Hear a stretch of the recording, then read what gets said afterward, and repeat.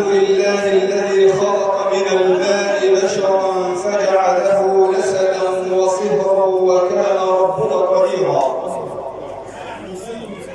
سبحانه لم يزل بعباده خبيرا بصيرا. وأشهد أن لا إله إلا الله وحده لا شريك له، أرسل رسوله محمدا صلى الله عليه وسلم إلى الناس هاديا ومبشرا ونذيرا وداعيا إلى الله بإذنه وسراجا منيرا. صلى الله عليه وعلى آله وصحبه وسلم تسليما كثيرا. نحمده على نعمه التي تطغى، فهو الذي خلق بقدرته الذكر والأنثى وشرع الزواج لهدف أسمى، فله الحمد على نعمه التي لا تعد ولا تحصى. قال جل وعلا: ومن آياته أن خلق لكم من أنفسكم أزواجا لتسكنوا إليها وجعل بينكم مودة ورحمة إن في ذلك لآيات لقوم يتفكرون. أيها الجمع الكريم، أحمد الرحمن ذو الفضل عليه، ربنا المعبود ذو العرش العلي، شرع الدين لمن خافه وكان تقي. سلام الله مني عليكم وتحايا تردى للعلي. أنا ما كنت هنا مبتدرا ساحة النظم فلست بالملي. أنا ما كنت هنا مفصلا لأمور خفيت كي تنجلي، إنما كنت هنا مرحبا بكم فالفخر لي. أسأل الرحمن أن يجمعنا في جنان الخلد مع كل وجه. أيها الجمع الكريم، إن قام جمع على المزمار والطرب فجمعنا اليوم للإرشاد والأدب، أو قام جمع على لهو ومفسدة فنحن جئنا لنرقى سلم الركب. فرعى الإله الأحبة حيث حلوا، لهم في القلب مرتحل وحل، خيول الشوق مسرجة إليهم تبارت حيثما صاروا وهلوا. بلسان العريس وبلسان أهله أقول لكم: شرفتمونا بمجيئكم وأسعدتمونا بلقائكم في هذا العرس القرآني المبارك. فوالله ما اجتمعنا في هذا المقام وما جمعنا فيه إلا الحب لله وفي الله.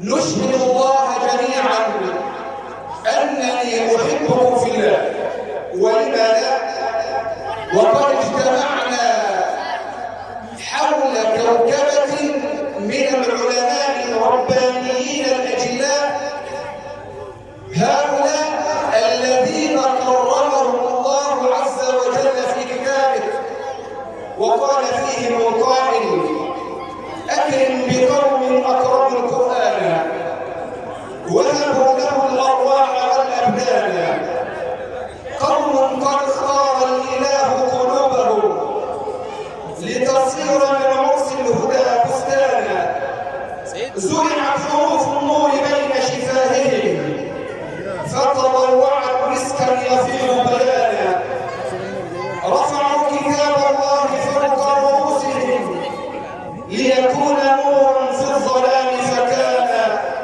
سبحان من وهب الأجور لأهلها وهدى القلوب وعلم الإنسان. وخير ما نبتدئ به عرسنا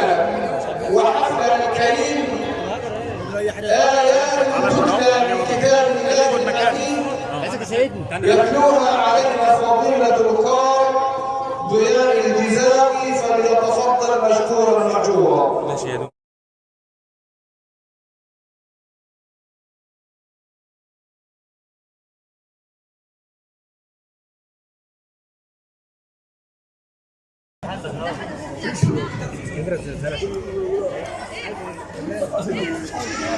أعوذ بالله من الشيطان الرجيم.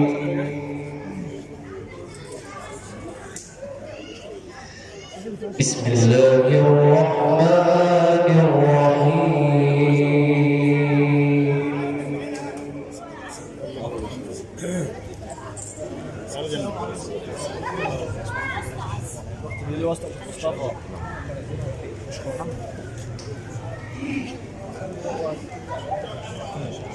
من جاء بالحسنة فله عشر أمثالها.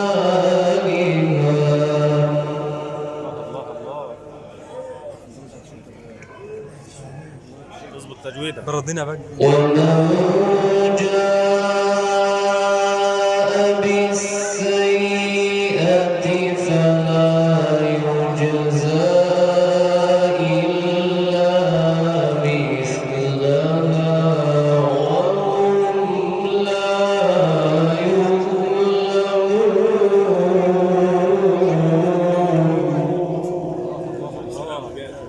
أحسنتم. تكبير.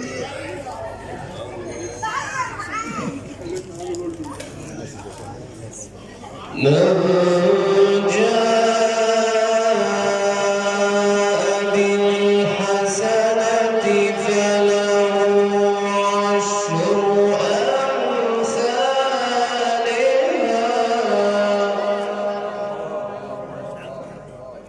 هلل يا شيخ عمرو. ومن جاء بالسيئة فلا يجزى إلا مثلها.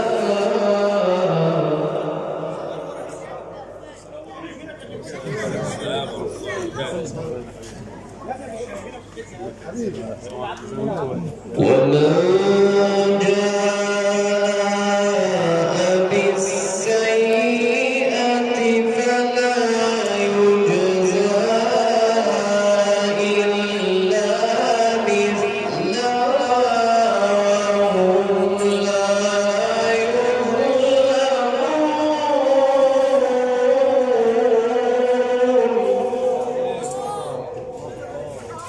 مد عرض بالسكون يا مولانا صح؟ تشغلوش بالك يا سيدي.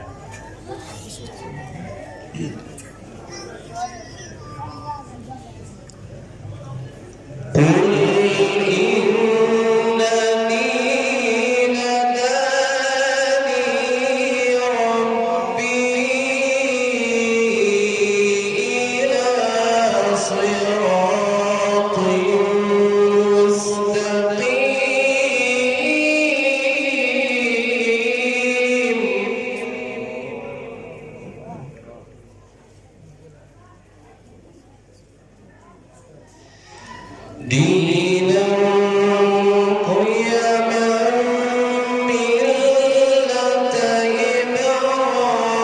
إبراهيم حنيفا.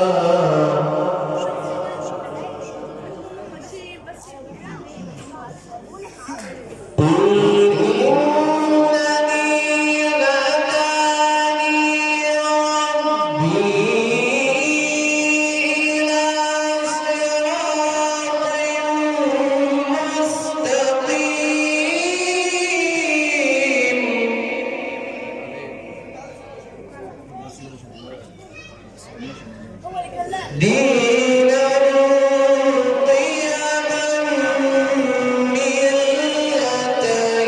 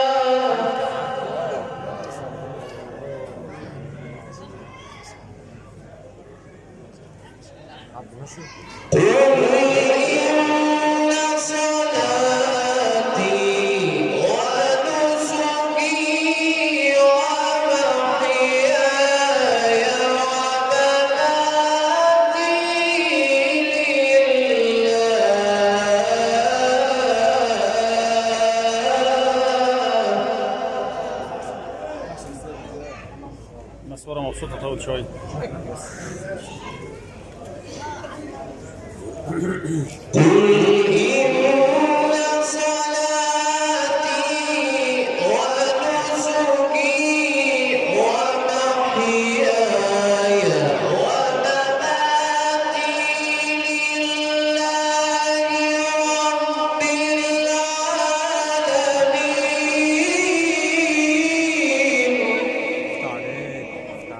أحسنتم.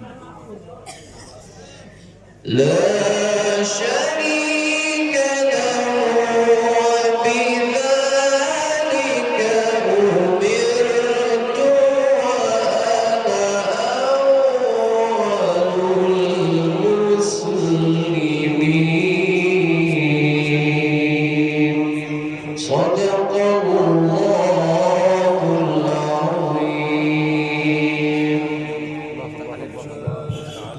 عليك العالمين.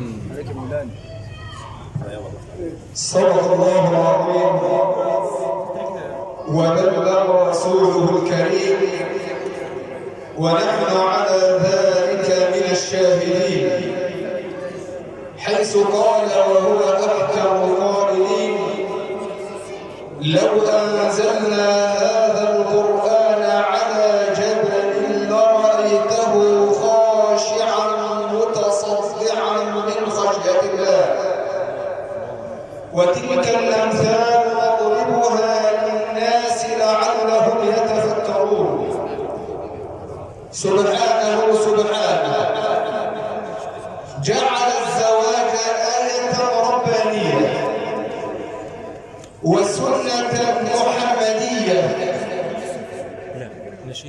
حيث قال المصطفى صلى الله عليه وسلم مخاطبا الشباب: يا معشر الشباب، من استطاع منكم الباءة فليتزوج، فإنه أغض للبصر وأحصن للفرج، ومن لم يستطع فعليه بالصوم فإنه له وجاء، أي فإنه له وقاية. ولقد جعل الله عز وجل الأساس الأقوم والتي تنبني عليه العلاقة بين الزوجين المودة والمحبة، فقال: ومن آياته أن خلق لكم من أنفسكم أزواجا لتسكنوا إليها وجعل بينكم مودة ورحمة، وجعل الميثاق بين الزوجين ميثاقا غليظا، فقال: وأخذنا منكم ميثاقا غليظا. وحول هذا المحور الأهم والمهم يحدثنا فضيلة الشيخ حمادة سلام عن سر السعادة الزوجية التي تقوم على المودة والرحمة بين الزوجين، فليتفضل مشكورا مأجورا. السلام عليكم ورحمة الله وبركاته. الحمد لله الذي جمعنا بهذه المناسبة وجعل جميع الموجودين من الأحبة، وأسأل الله عز وجل أن يجمعنا بالنبي محمد وصحبه كما جمعنا في هذا المقام الذي خفي على كثير من الأنام، وهم يرجون السعادة الزوجية، ومع ذلك ابتعدنا كثيرا عن هدي رب البرية وعن سنة سيد البشرية صلوات ربي وسلامه عليه. فالزواج ما شرع إلا للسكن والمودة والرحمة، كما يقول ربنا سبحانه: ومن آياته أن خلق لكم من أنفسكم أزواجا لتسكنوا إليه. كثير منا ولا نبرر أنفسنا يعتقد أنه لتسكنوا معه، ونسي إليها كثيرا، نسي إليها جدا، وظن أن هذا السقف يحمل شخصين كل واحد منهما من جنس آخر ولا علاقة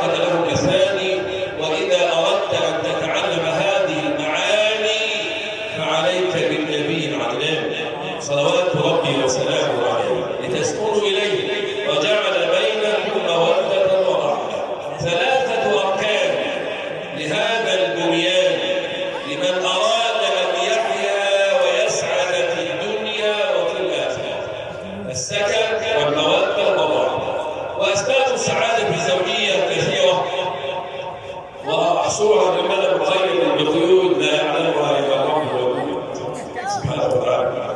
أول قيد وجميعنا ينهث بعيدا عنه.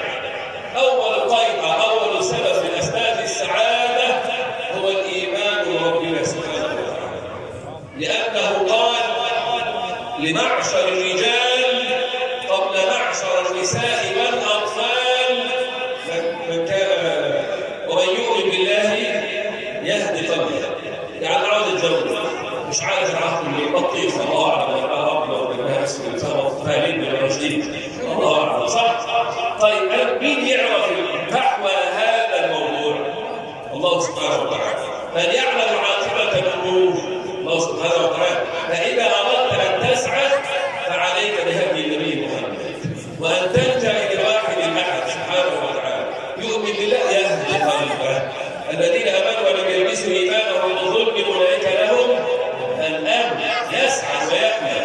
لان حياتنا الزوجيه في جميع المواقف الا من رحم الله سبحانه وتعالى جميع الشباب وجميع البنات يرددون مقوله العوام: الله ينتبه اللي يتجوز قبل منه ولا قبليش، اللي يتجوز بعد منه ولا يسالنيش. ليه؟ لأننا ابتعدنا كثيرا. ده أول حاجة حققت الإيمان بالله، والله ربنا هيوفقك للمرأة الصالحة وهيوفق المرأة للزوج الصالح. فبالتالي بعد ما تؤمن بالله وتقدم على هذه الخطبة أول حاجة عندك الاستخارة. استخير ربنا سبحانه وتعالى. طب أنا إزاي أصلا أستخير ربنا وأنا ما أصليش؟ لأن أي بلية ابتلين بها في هذا الزمان والله ما هي إلا لتعلن عن مراضي الإيمان. فالزوج قد يكون أصلا ميت وسبب موته بعده عن ذكر ربه وعن الإيمان بربه، كما قال النبي المصطفى صلوات ربه وسلامه عليه: مثل الذي يذكر ربه والذي لا يذكر ربه كمثل الحي والميت. وعمين لله هتجوز ازاي؟ ادي البنت ازاي؟ وينبغي على ولي امر الزوج او الزوجه ان قدمت اليهم ان يخبروني بان هذا ميت. تعالى عن الصلاه. شو اللي كان قبلها يقول لك قول يعني. اذا اردت ان تسعى في السعاده او سبب السعاده في كل الامور ان تلجا الى الايمان بالله اولا، لاننا لو نهفنا بعيدا عن الايمان حل ما نحن فيه من بلايا ومن ضنك ومن شقاء ومن مأساة ومن انتحار ومن ضرب، كل الفرد بسبب بعدنا عن الايمان. ولذلك تجد اسال واحد من الازواج بعد مره يقول ايه؟ الهذا رجاله عامله زي الفريق كده، فاهمين؟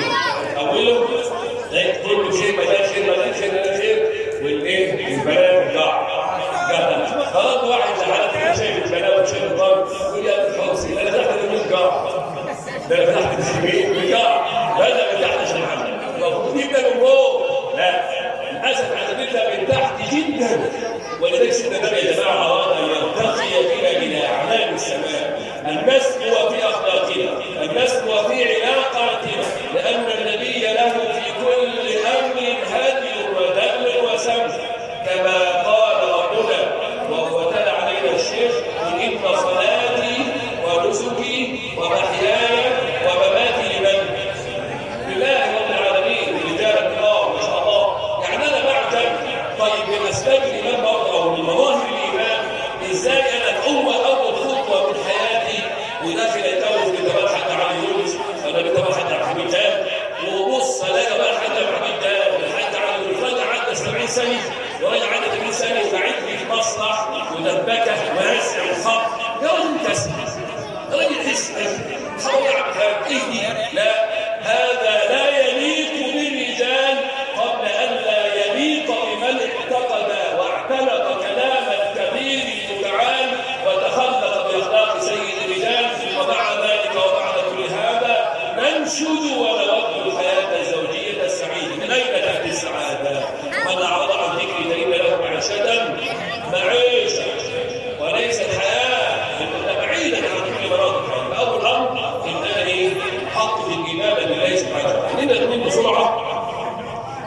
تعرف لو انت راجل فعلا عليك بهذه الرجال وعلى راسهم سيد الرجال سيدنا.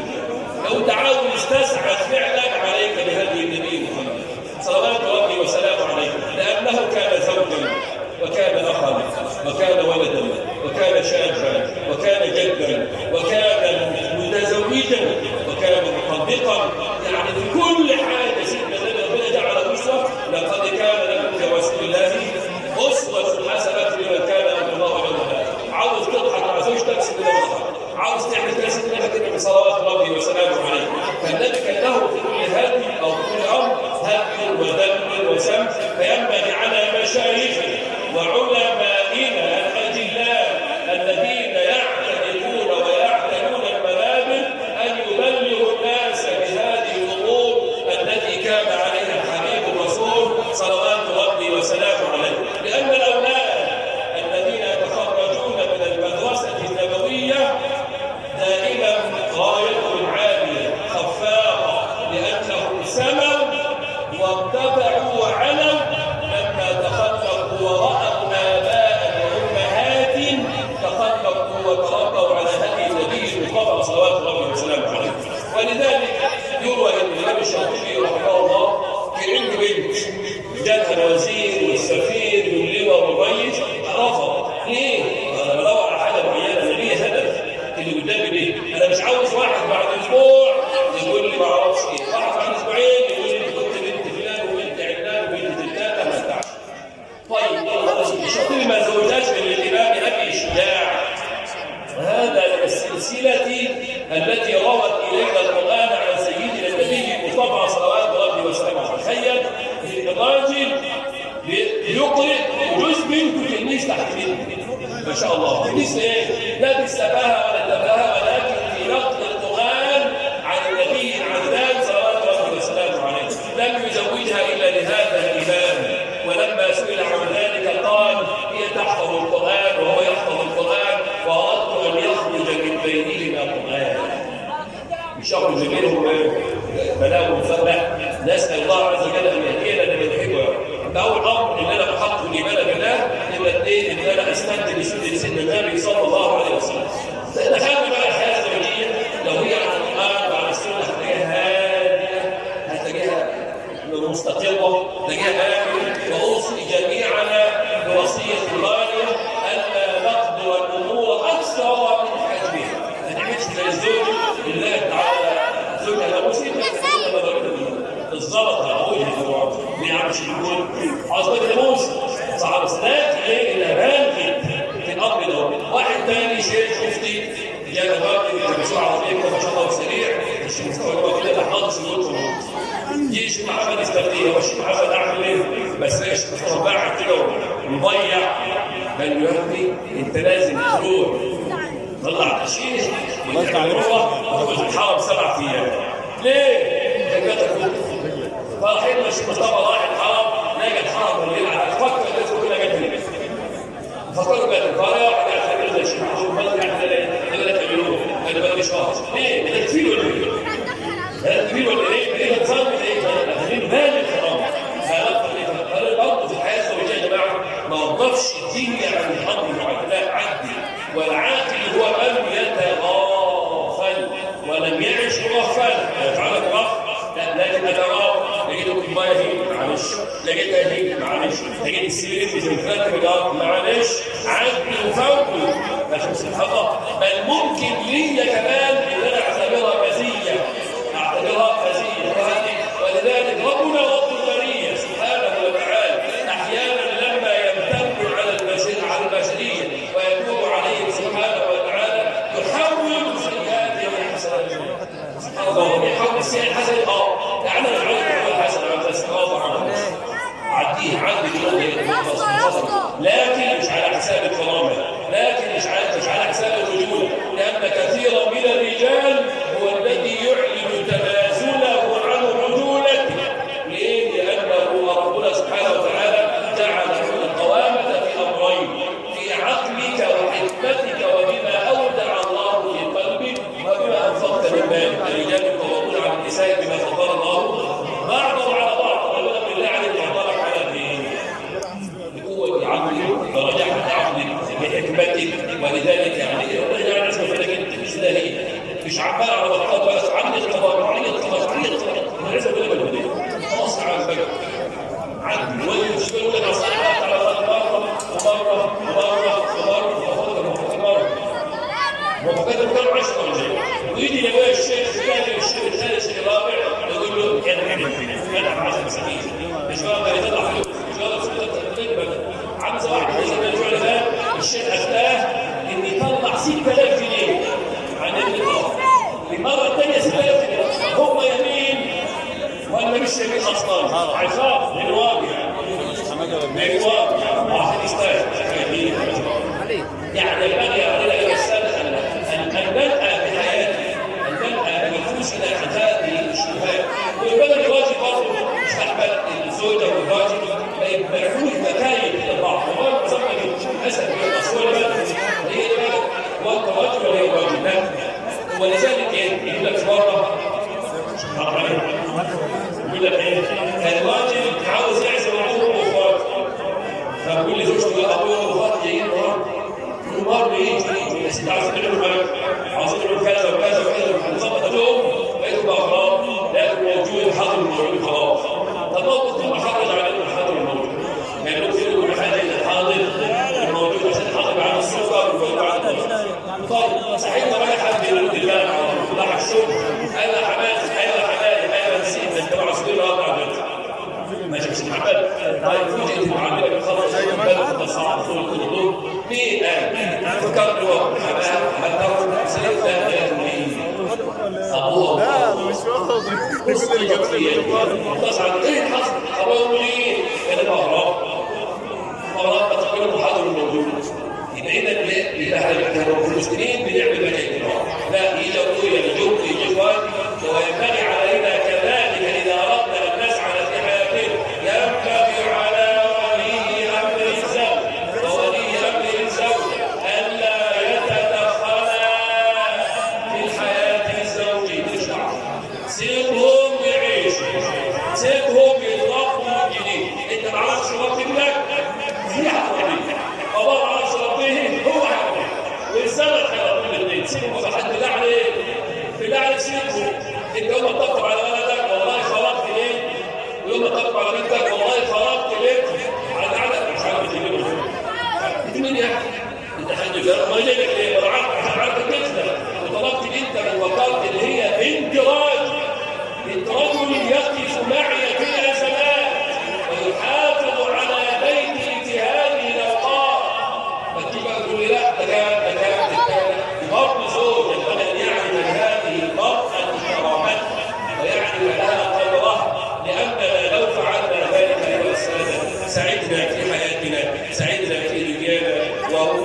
وانجبنا اولادا صالحين بعيدين عن التشرد بعيدين عن السرقه بعيدين عن البنج والحشيش بعيدين عن اخوان السوء يعني تخيل اننا في بلده مسلمه وتجد بيوت المسلمين مليئه بالشقاق والنفاق والرياء والضبط والسقاء كل ذلك لاننا ابتعدنا عن هدي ربنا وعن سنه نبينا المصطفى صلوات ربي وسلامه عليه. واخيرا اسال الله عز وجل ان يوفق الزوجين الى الحب ويرضى وان ياخذ بناصيتهما للبر والتقوى. اللهم هيئ لهما البطانه الصالحه الناصحه التي تدلهما على الخير وتعينهما عليه. اللهم اجعل بينهما واحدا للامان برحمتك يا رحيم يا رحمن. اللهم هب لهما من لدنك ذريه طيبه. اللهم اجعل بيوت المسلمين امنا امانا سلما سلاما مستقره على سنه نبيك يا رحيم يا رحمن. اللهم اجعل المسلمين من كل هم فرجا ومن كل ضيق مخرجا ومن كل بلاء عافيه ومن كل مرض شفاء. اقول ما تسمعون والعاقبه عندكم جميعا في المسرات وجزاكم الله خيرا. شكر الله لكم فضيلة الشيخ على ما قدمت إلينا من وصايا وأسديت إلينا من نصائح من رحاب المدرسة النبوية المحمدية. والآن أيها السادة سؤال أطرحه لنفسي وأطرحه على حضراتكم: من منا لا يشتاق إلى زيارة الحبيب المصطفى صلى الله عليه وسلم. والله كلنا مشتاقون. أسأل الله عز وجل أن يكتبها لي ولكم جميعا. نفسي تحن إلى مدينة طه، فمتى أزور المصطفى وأراها نفسي تحن إلى مدينة طه، فمتى أزور المصطفى وأراها بدر الليالي في المدينة يسطع، والقبة الخضراء لاح ضياها. يوم اللقاء عسى يكون قريبا، لأمتع الأحباط في أرجاها. لا تلمني يا عذول، فإنما عشقي بطيبة من محبة طه. وحول الاشتياق إلى زيارة الحبيب المصطفى صلى الله عليه وسلم نستمع إلى الأنشودة الطيبة من صاحب الحنجرة الذهبية في مدح خير البرية بعنوان هل حقا تشتاق إليه مع المنشد والمبتهل الديني. لصاحبها الشيخ رحمه الله رحمة واسعة وأسكنه فسيح جناته وألحقنا به في الصالحين للشيخ عبد الله كامل. فليتفضل المبتهل الديني الشيخ عمرو الحسيني فليتفضل مشكورا مأجورا.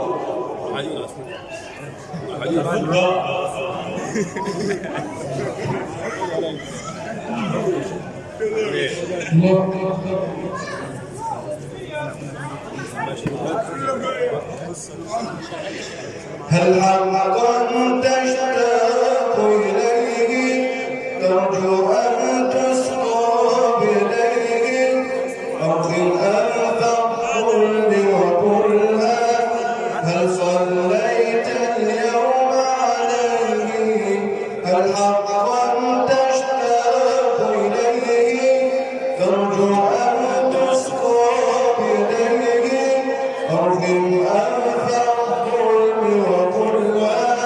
هل صليت اليوم عليه هل حقا تشتاق إليه ترجو أن تسقى بيديه أرض أنت الظلم وكلها هل صليت اليوم عليه الفائز حقا من صلى والخاسر من عنه تخلى قد يا مبغض أحمد غلا قد صلينا اليوم عليه الفائز حقا من صلى والخاسر من عنه تخلى قد يا مبغض أحمد غلا قد صلينا اليوم عليه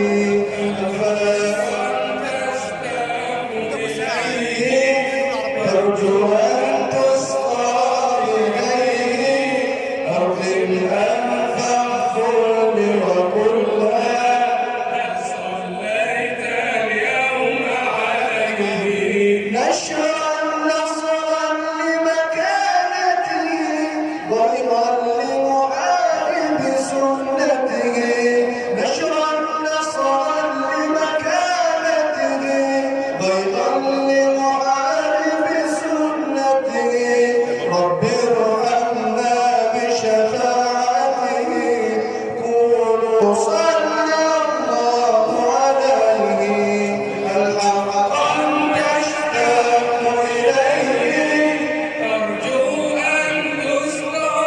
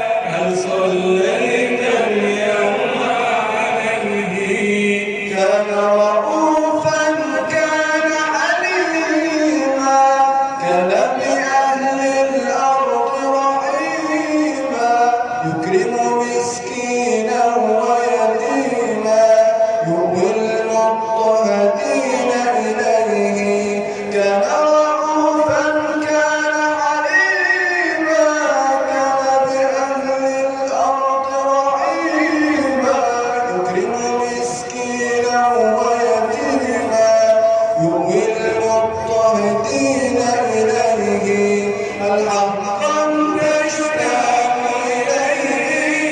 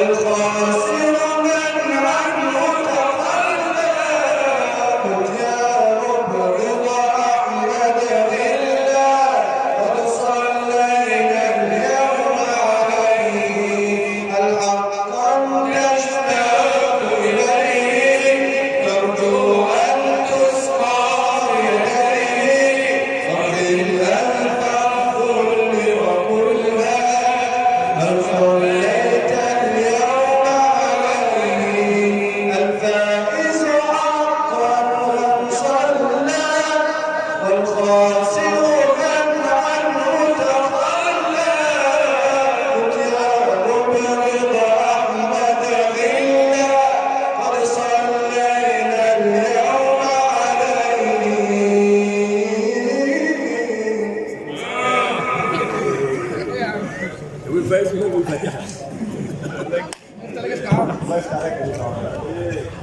صلى الله عليه وعلى آله وصحبه وسلم تسليما كثيرا.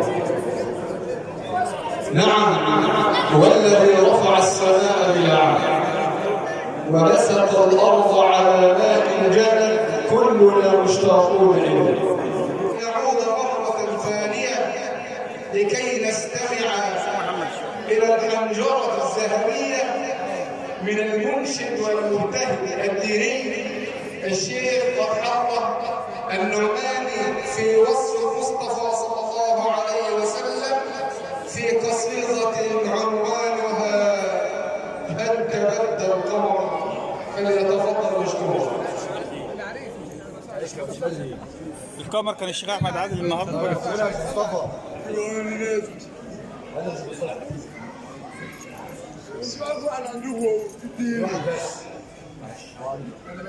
أول ما بدينا بسم الله سمينا تاني ما بدينا على النبي صلينا أول ما بدينا بسم الله سمينا تاني ما بدينا على النبي صلينا تالت ما بدينا للجمع وجينا رابع ما بدينا شبكنا ايدينا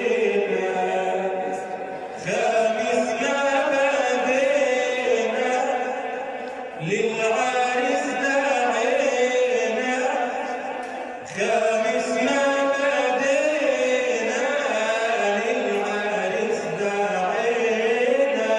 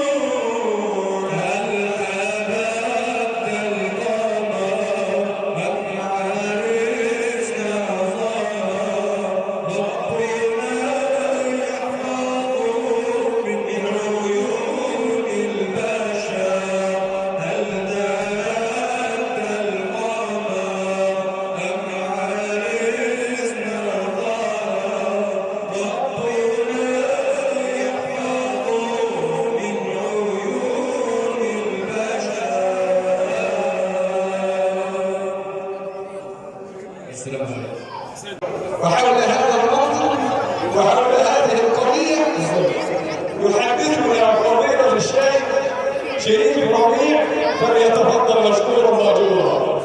اللهم صل عليه يا ربنا في الأولين، وصل عليه يا ربنا في الآخرين، وصل عليه يا ربنا في الملأ الأعلى وفي عليين إلى يوم الدين. وبعد.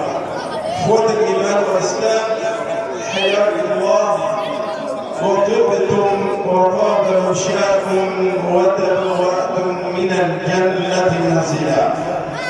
وأسأل الله عز وجل الذي جمعنا في هذا الحفل الكريم على طاعته أن يجمعنا مع النبي صلى الله عليه وسلم في الفردوس الأعلى المكان. إخوة الإيمان والإسلام، نتحدث دقائق معدودة ولحظات محدودة لنبين في هذه الدقائق سر سعادة الزوجين. فكيف تكون الحياة سعيدة؟ تكون الحياة سعيدة إذا ما عرف كل من الزوج والزوجة ما عليه من حقوق ومن واجبات. فنقف مع رزق فضيلة الشيخ أحمد نتعرف معه على بعض الحقوق الزوجية التي تجب عليه وعلى الحقوق الزوجية التي تجب على زوجها. فنبدأ أولا بما بدأ به القرآن حيث يقول الله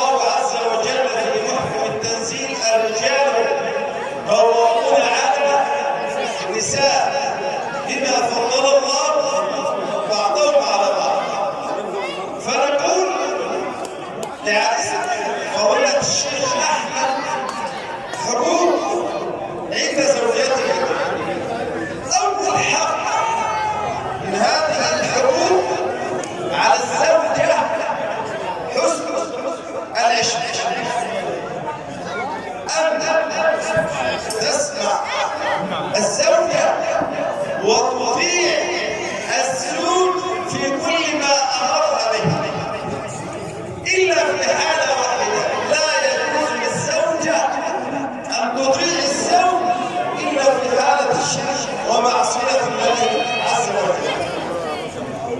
هنا يبين لنا سيدنا رسول الله صلى الله عليه وسلم أن أقرب الناس إلى سيدنا النبي صلى الله عليه وسلم يوم القيامة من أحسنه الأخلاق. الله يجزيك الشيخ محمد. أقرب الناس من سيدنا النبي يوم القيامة أحسنه الأخلاق. وما من شيء أصغر في ميزان العبد يوم القيامة من إيه؟ من حسن الخلق.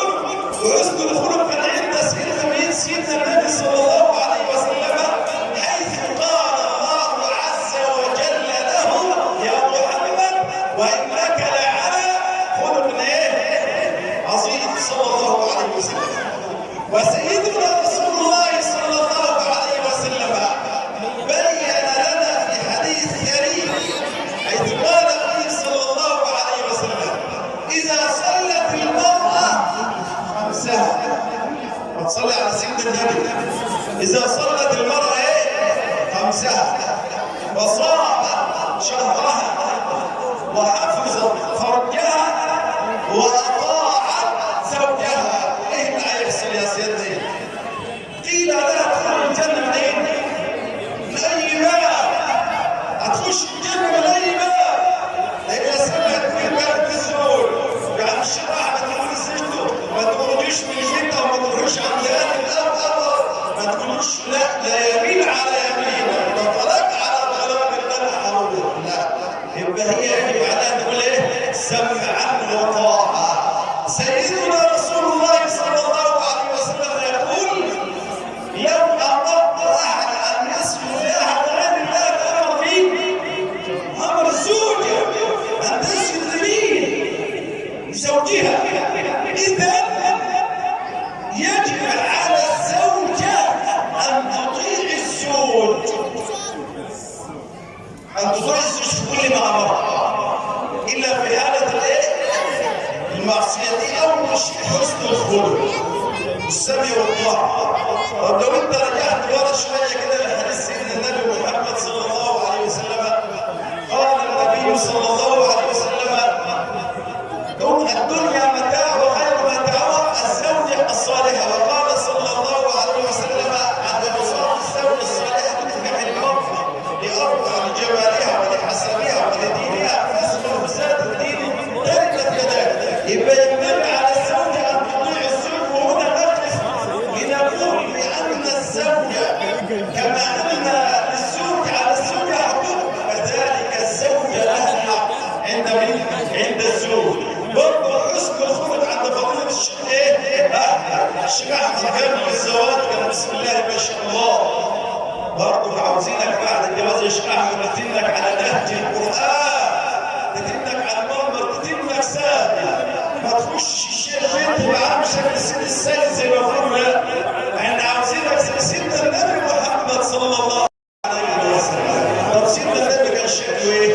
تعالى نسأل أم المؤمنين رضي الله عنها وارضاها، قالت: يحدثنا فضيلة الشيخ محمد الشباري حول قضية التقديم في الزواج وصوره.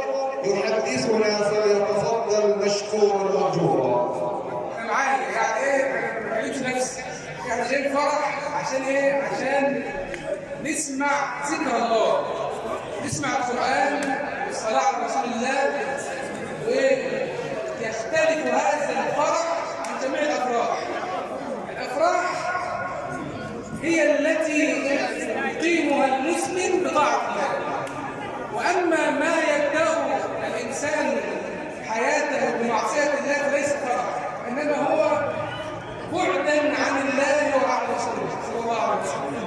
بالله عليك، أنا لو ما اتجوزتش الوقت دي وشفت الفرح دي هغير إن الراجل اللي هيتجوز دي أن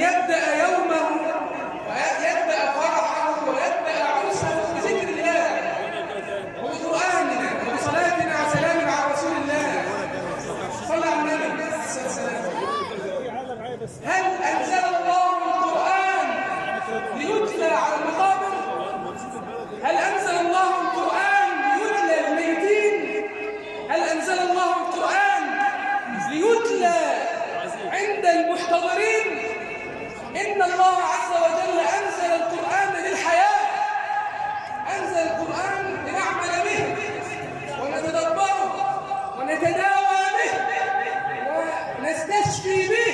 فقال تعالى: وننزل من القرآن ما هو شفاء ورحمة للمؤمنين ولا يزيد الظالمين إلا خسارا.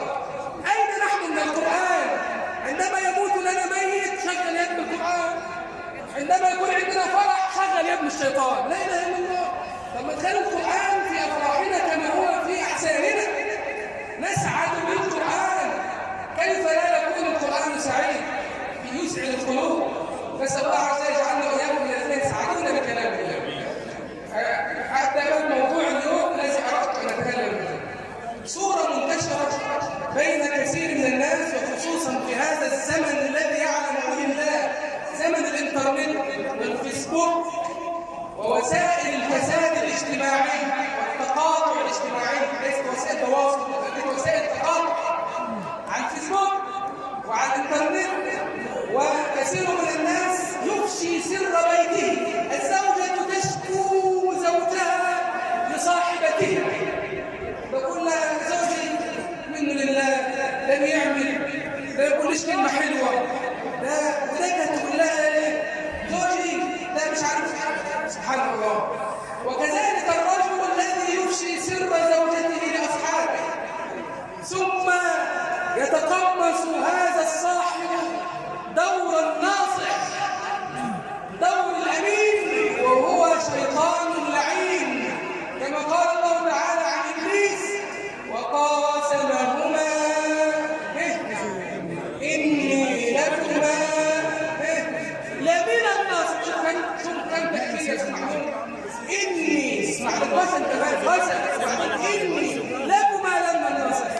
إبليس لما أراد أن يفسد العلاقة، فتح العين عشان العلاقة بين الزوجين آدم وحواء عليهما السلام ويخرجهما من جنة الرحمن، أفسد بينهما كل من الشجرة دي.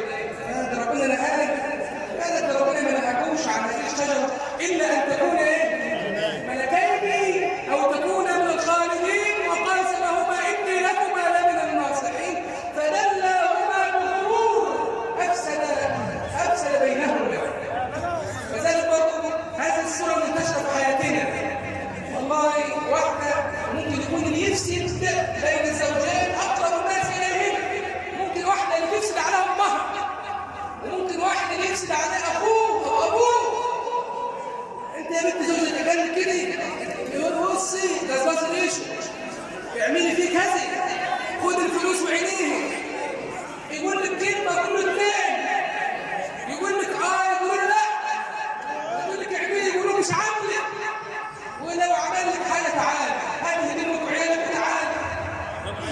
واحنا داخلين مصارعة ولا داخلين معركة، لا احنا داخلين بيت سعيد ينشأ على قول الله: ومن آياته أن خلق لكم من أنفسكم. من أين يا إخواني؟ منك. لما خلق الله حواء خلقها من آدم، منهم من نفسه، حتى تكون قريبة وودودة لليل.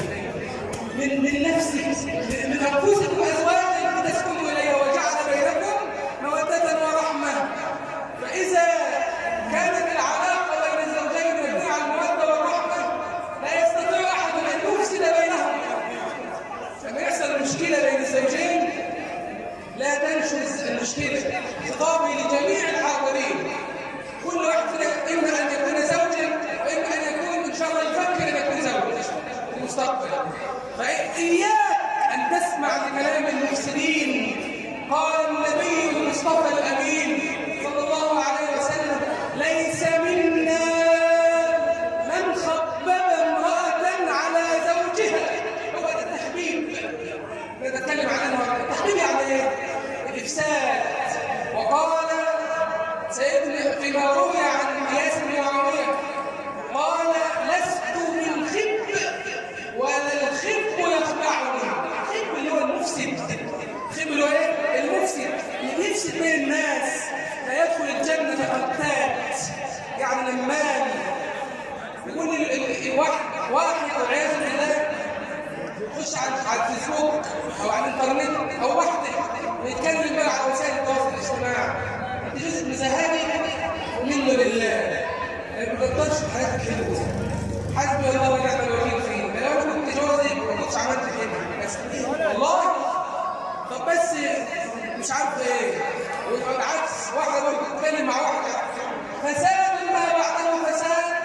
وانا اوصي اخواني واحبابي واهلي اياكم ووسائل الفساد، وسائل التواصل اللي اسمها وسائل التواصل اياكم وهذه الوسائل، وبالذات النساء.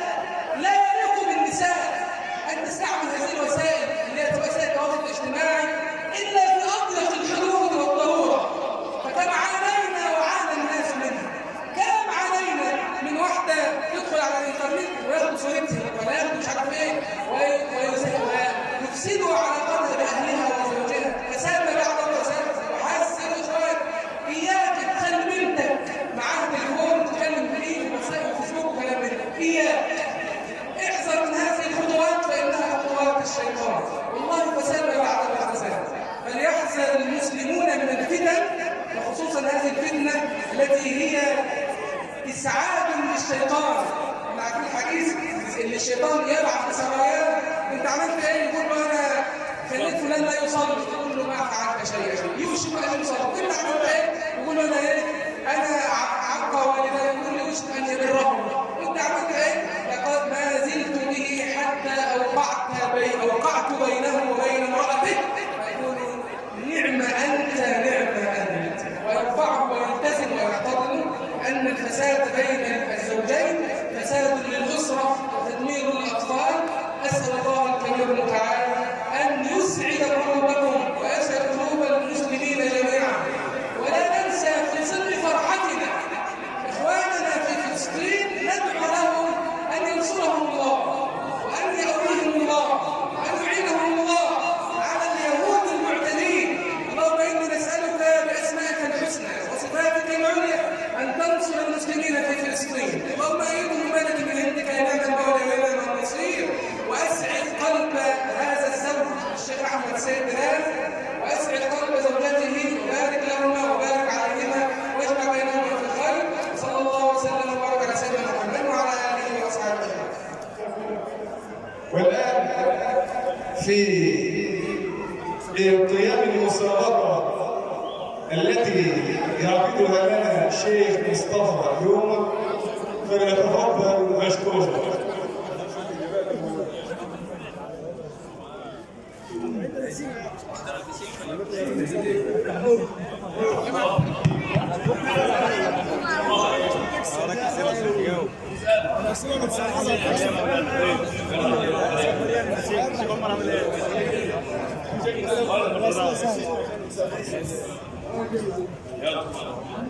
الحمد لله رب العالمين، والصلاة والسلام على سيدنا محمد وعلى آله وصحبه أجمعين. وبعد فأطلع على مسامع حضراتكم بعض الأسئلة اليسيرة السهلة، فمن منكم استطاع أن يجيب له منا هدية فلوس ولكن أنا لم يقدر. السؤال الأول: من هي أول زوجة تزوجها النبي محمد صلى الله عليه وسلم؟ خديجة. هنجاوب؟ روح قول له خديجة، روح. سمعة. السيدة خديجة.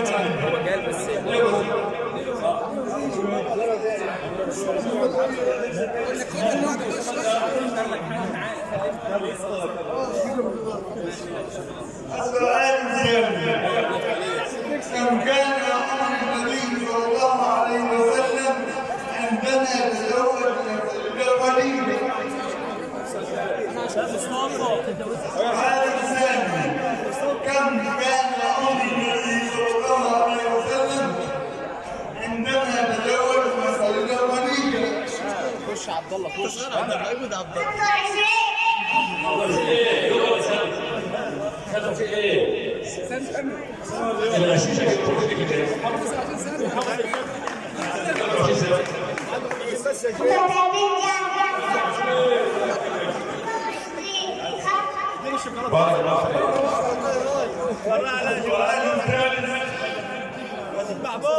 كم كان عمر سيدنا وخديجة عندما تزوجها النبي صلى الله عليه وسلم. كم كان عمر سيدنا وخديجة عندما تزوجها النبي.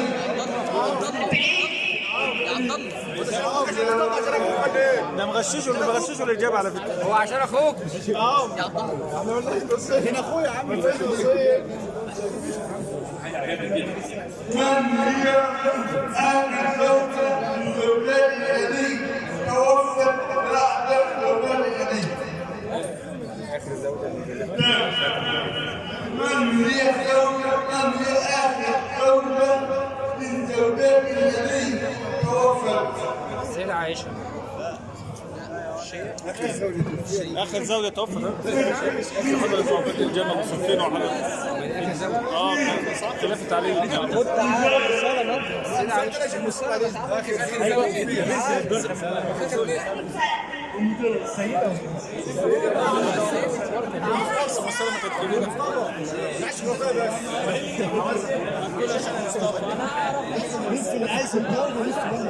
من هي العربية التي كان ممنوع الإسلام؟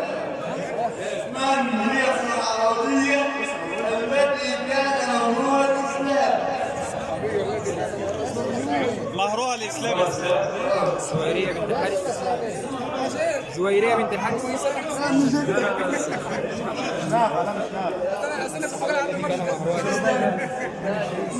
الصحابية التي كان ممنوع الإسلام؟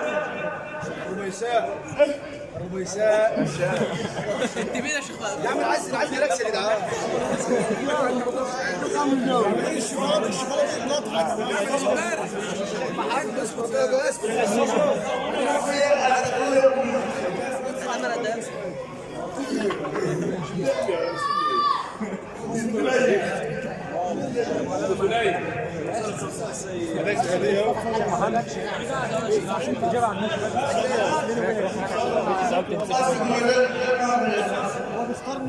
طيب سؤال عشان كل ياخد باله من الشيخ وكله. من هو اطول الصحابه؟ اطول الصحابه طولا. عبد الله بن الزبير.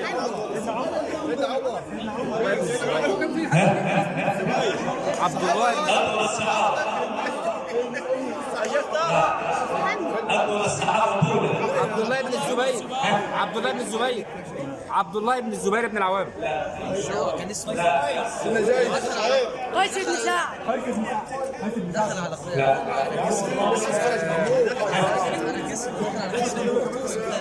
حد عنده رقم السيره؟ سيدنا ابو دجانه. سيدنا ابو دجانه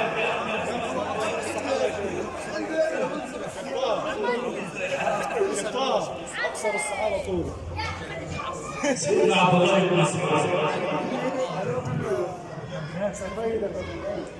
طيب من هو الصحابي الذي استبعدوه من قيادة الجيش لأنه مهلك وكان مستجاب الدعوة؟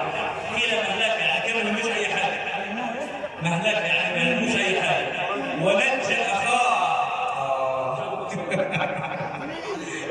أخويا جميل البراء بن مالك أخو سيدنا أنس بن مالك. وللمعلومة سيدنا البراء بن مالك نجى سيدنا أنس من خطاطيف وكلالين أرسلها المشركين من خلف الأسوار. خلف الأسوار يعني فتحمل على نفسه وخلع الكلوب للطاق اللي مولع يعني من جسمه. طيب طب مع القرآن كده كم عدد القرآن الكريم؟ 6236 آيات القرآن الكريم. أصغر شبه الكلمة، أصغر شبه 6236 أصغر واحد كده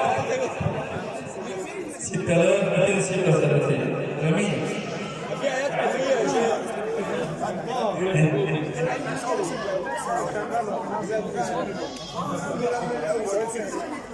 طب من هو النبي الذي لقب بأنه الكريم ابن الكريم ابن الكريم؟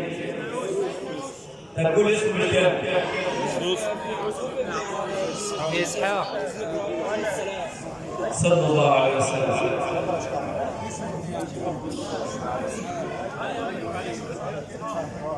طب من هو النبي الذي جاء بعد نوح عليه السلام؟ أول نبي جاء بعد آدم مع آدم. أول نبي أول نبي بعد سيدنا آدم. شيس ابن آدم. شيس. ده خلاص خد خلاص. هو عارف السؤال ده. هذا جواب طبعا في أحسن من الزوج حتى بس. صلى الله عليه وسلم. نعم. طيب احنا عايزين اسم نبيين من العرب. نبيين عرب. هود وصالح. هود وصالح.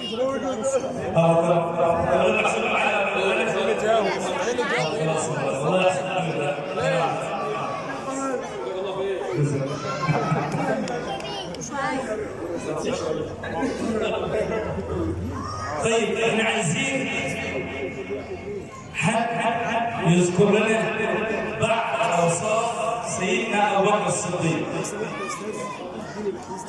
بعض الاوصاف او مثال واللي يوصف يقول كده اذكر الموجع. احنا عايزين السمات الحلوه اللي ممكن نحطها على الالفاظ زي الوزير كده.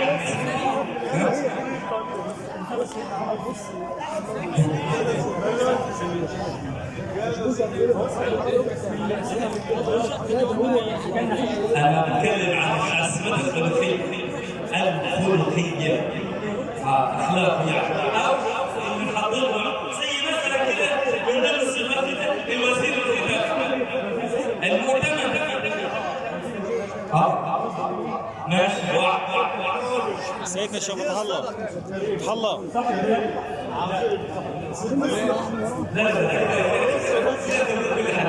وفي كل الصفات. طب خذ الصلاة على رسول الله. أولا هو أول من آدم. ثاني اثنين إذ هما في الغار. الوزير المؤتمن. الخليفة الأول للأمة. الصديق. نعم.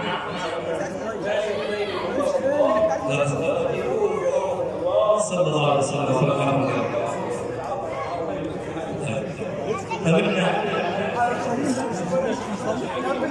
من هي زوجة الصديق التي أوصى بها أن تغسله على الأبواب؟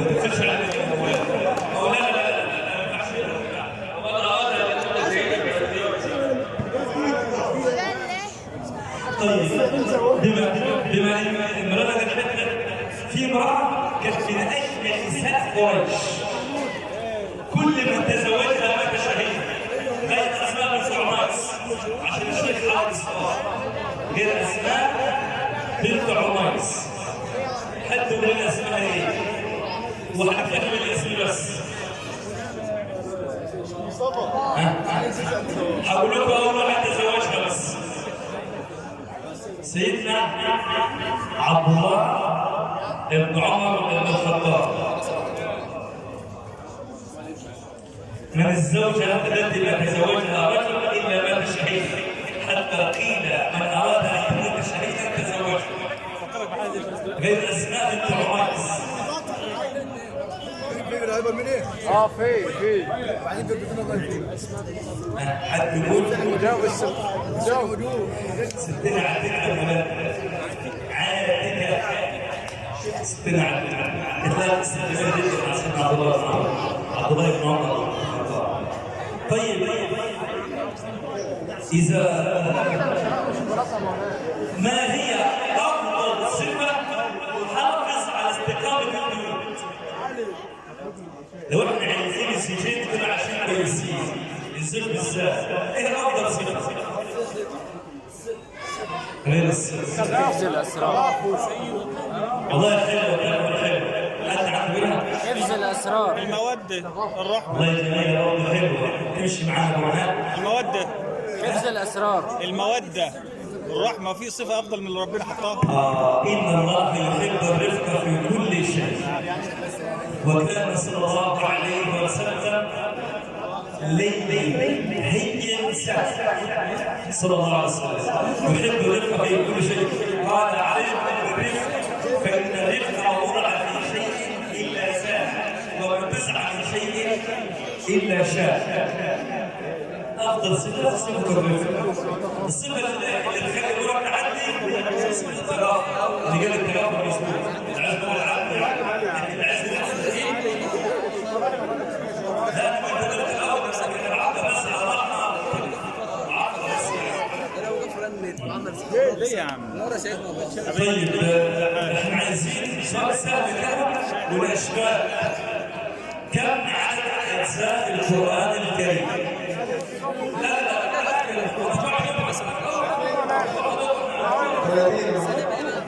30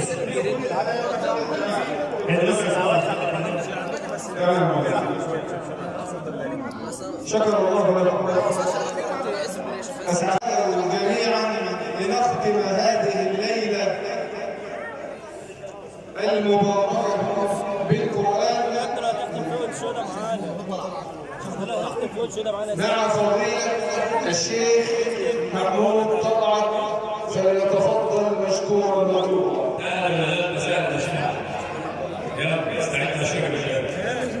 أعوذ بالله من الشيطان الرجيم. بسم الله الرحمن الرحيم. إن أحسنتم أحسنتم لأنفسكم وإن أسأتم فلها. فإذا جاء وعد الآخرة ليسوءوا وجوهكم وليدخلوا المسجد كما دخلوه أول مرة وليتبروا ما علوا تتبيرا. عسى ربكم أن يرحمكم وإن عدتم عدنا وجعلنا جهنم للكافرين حصيرا. إن هذا القرآن يهدي للتي هي أقوم ويبشر المؤمنين الذين يعملون الصالحات أن لهم أجرا كبيرا وأن الذين لا يؤمنون بالآخرة أعتدنا لهم عذابا أليما. ويدعو الإنسان بالشر دعاءه بالخير وكان الإنسان عجولا. وجعلنا الليل والنهار آيتين فمحونا آية الليل وجعلنا آية النهار مبصرة لتبتغوا فضلا من ربكم ولتعلموا عدد السنين والحساب وكل شيء فصلناه تفصيلا. وكل إنسان ألزمناه طائره في عنقه ونخرج له يوم القيامة كتابا يلقاه منشورا. اقرأ كتابك كفى بنفسك اليوم